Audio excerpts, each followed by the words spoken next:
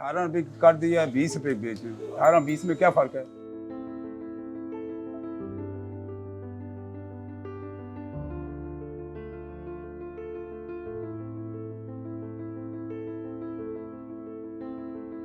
ये बताएं आप, 2 रुपये का सिक्का होता है उसमें कोई? हम अगर 25 की दे रहे थे, आप 20 की कर दिया हमने, ठीक है? 25 के थे, 20 की रोटी, नान 30 का था, हमने 25 कर दिया। मैं बता रहा हूँ आपको।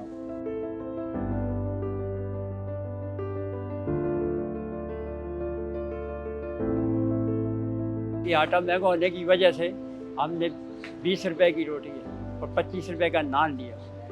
अभी जब कोई हुकूमत बनाएगी तो इंशाल्लाह 18 रुपए की दे सकते। रोटी का वजन वही है पहले वाले, रोटी का वजन हम चैन चीज कर, रोटी लग ही नहीं सकती वजन के बगैर। रोटी का एक वजन होता है, फिर अगर उसमें कमी बेशी करेंगे तो वो रोटी लगती नहीं है, वो सूख जाती है। हुकूमत की तरफ से अभी तक कोई रेट नहीं आया। हुकूमत के लिए ये पैगाम है कि वो कम से कम अपना कुछ चाहे हमारे कुछ सस्ता दें, आटा सस्ता दें। हम इंशाल्लाह हार करने के लिए तैयार हैं।